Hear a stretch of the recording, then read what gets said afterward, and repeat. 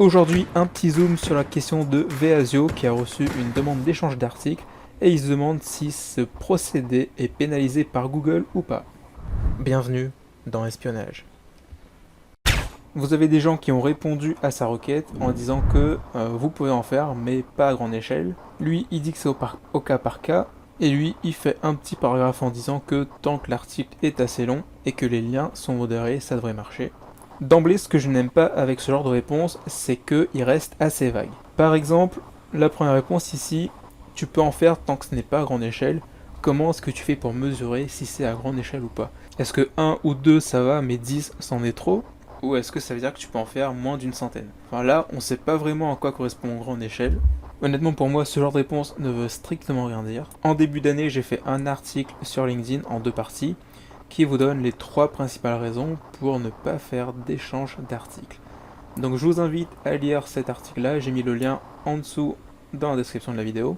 Donc là vous avez la partie 2 ici, et vous avez également 2 autres articles sur mon profil LinkedIn. Donc moi ce que je vous recommande c'est de ne pas faire d'échange d'articles, parce que c'est extrêmement dangereux. J'en fais pas pour mes clients, je vous recommande pas d'en faire non plus. Parce que comme il est dit sur cette page consacrée aux consignes données au webmaster par Google, l'échange de liens excessifs du type établissez un lien vers mon site et je ferai de même vers le vôtre fait partie des systèmes de liens que Google punit.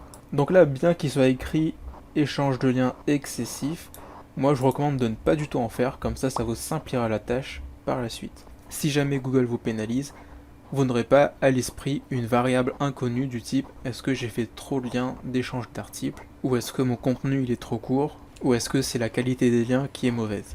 Donc ça c'est le premier intérêt à ne pas faire d'échange d'articles. Le deuxième intérêt c'est que la plupart des gens vont vous faire un échange d'articles avec un lien unique dans le texte, dans le contenu du texte, et ça c'est extrêmement flagrant que c'est fait uniquement pour le référencement naturel. Et ça Google va pouvoir le repérer également. Donc vous vous rendez compte que l'échange d'articles est extrêmement compliqué lorsqu'il est fait entre deux sites qui échangent des liens entre eux, mais il y a une solution à ça, et c'est de faire l'échange d'articles de façon triangulaire. C'est-à-dire qu'au lieu d'avoir deux sites sur lesquels l'échange va être effectué, on va avoir un troisième site qui va servir d'intermédiaire. Et donc c'est un échange triangulaire. Au passage, si vous avez vu Baby Boss, vous savez que le triangle c'est la forme la plus solide au monde.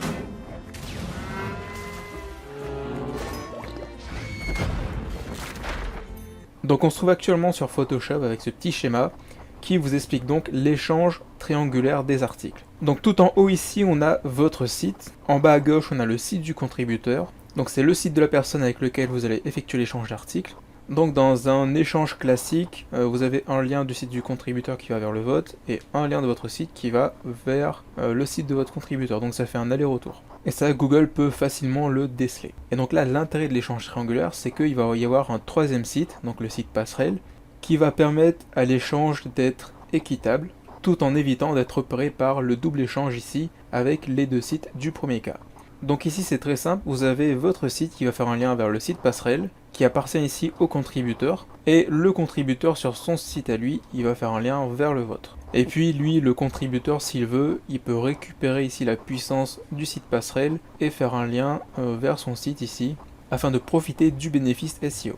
Et ce qui est génial avec ce système, c'est que vous pouvez avoir votre propre site passerelle, donc ça fera passer ça en haut à côté de votre site. On va mettre ça ici au centre, et donc ça va créer deux nouvelles flèches, donc une flèche qui va sortir du site du contributeur pour aller vers votre site passerelle à vous, et une nouvelle flèche qui va donc sortir de votre site pour aller sur le site du contributeur. Et après pareil, vous pouvez récupérer ici la puissance SEO en faisant un petit lien du site passerelle à votre site à vous. Voilà pourquoi c'est Grégory qui s'occupe de faire les graphiques pour les vidéos, c'est parce que moi je m'en sors pas très bien avec Photoshop. Donc voilà pour cette vidéo, j'espère qu'elle vous était utile et surtout évitez les échanges d'articles de site à site et favorisez plutôt les échanges d'articles triangulaires. C'est la morale de cette vidéo. On se retrouve dans la prochaine. Ciao.